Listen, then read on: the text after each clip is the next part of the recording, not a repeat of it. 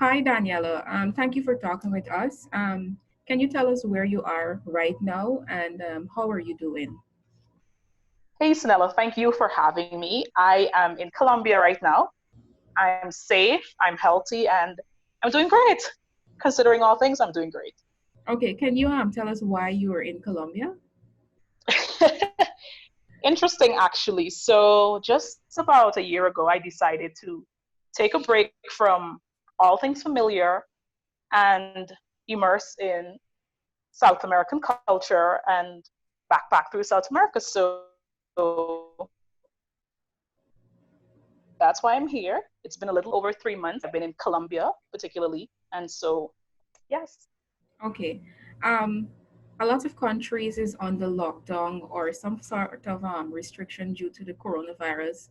And how is it over there where you are now?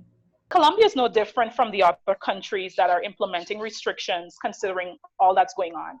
I know in Bogota, there is a gender based restriction, which allows persons to go out on particular days. So we use the last number to do shopping for medication and what's not. Before you go into supermarkets, police are patrolling the streets. And so I know, yeah, it's really something. It's definitely not the norm, but I understand you teach in Colombia. Can you tell us about that and how has that been going? It must did you teach in a classroom before or did you always do online teaching? absolutely. Oh, no, absolutely not. So before COVID-19, I taught at the Institute. We had physical classes, but in this moment, we are having virtual classes. So it's definitely a switch, considering, uh, yeah. So we're having virtual classes now. How it's been, we're still adjusting to it. Like all things, we're still adjusting to everything. All right. Did you try to get back to Guyana at any point? Yes, absolutely. I was scheduled to return home on Thursday, March 19th, before Guyana announced its airport closure. And so I wasn't able to reschedule my flight in time. And yes, I was scheduled to return home. Okay, if you don't mind me asking, how is your living arrangement and is there any other Guyanese with you where you are currently? No, I am not with any other Guyanese. I am, however, with other volunteers. So my homemates are a Russian, a French, and U.S. citizen. Okay. Keep in contact with your family and friends over in Guyana. We're definitely in touch. Just a call, just a message away. Technology keeps us in touch. Okay, great. If you can tell us about the amount of cases of coronavirus in the country, and is there any cases where you are? What town are you in exactly? Has just about 3,200 and something confirmed cases. I am in Tunja, just 4 hours outside of Bogota, and we have about 32 confirmed cases here. So that's it for the last time I checked. This new virus can be mentally draining. With all of the news you see online, you see a lot of upsurge in cases, in deaths all across the country. How are you dealing with that? Being alone in a foreign country?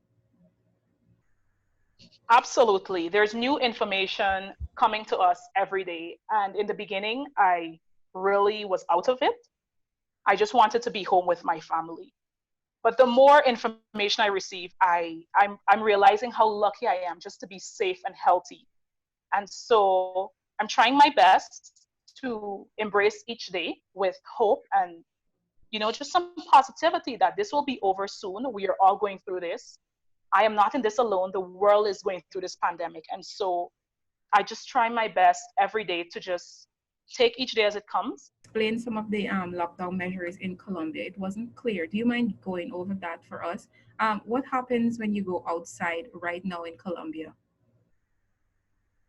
So, what's happening right now in Colombia? I know in Bogota, there is a gender based restriction happening where males are only allowed to go out on even days and females are allowed to go out on odd days.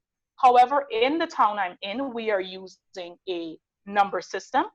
So you are only allowed to go out on the day that the last number of your ID says you can.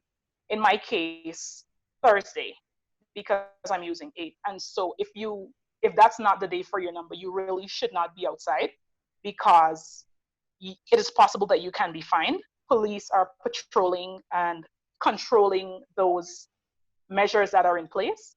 More than that, you also have to provide your ID before you enter the supermarket. So if it's not your day, you just can't go in, you know?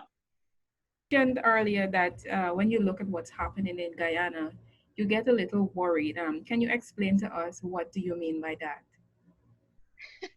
Well, the thing is, I've been in complete lockdown for just 1 day short of a month. And so when I see some persons just going about their normal schedule, I wonder if I'm really taking this too seriously or they're doing the opposite. And so I get a bit anxious. I'm telling my siblings, could you not do that? Could you not go to the park? Could you not do this? If it's not necessary, please do not do it, you know? Like, really, just if it's not necessary, wait. That's true. Another thing, you said you've been on lockdown for almost a month now, and well, you see what's happening in Guyana. But what would you say to persons, especially young persons who are so used to going out on the weekends and partying and all of that? What would you say to them to get them? I know it's hard to get them to stay at home, and can tell us a bit about how you've been coping with that.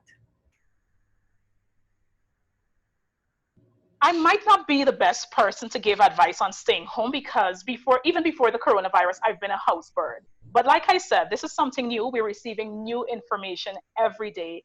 And so it's just important to do our own research, to be responsible in what we're doing in this moment because it absolutely does not only affect us, but it affects everyone, you know? So that's what I would say.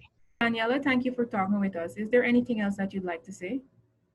I will continue to share what's happening on my blog. So you can find everything there on Daniela Enough.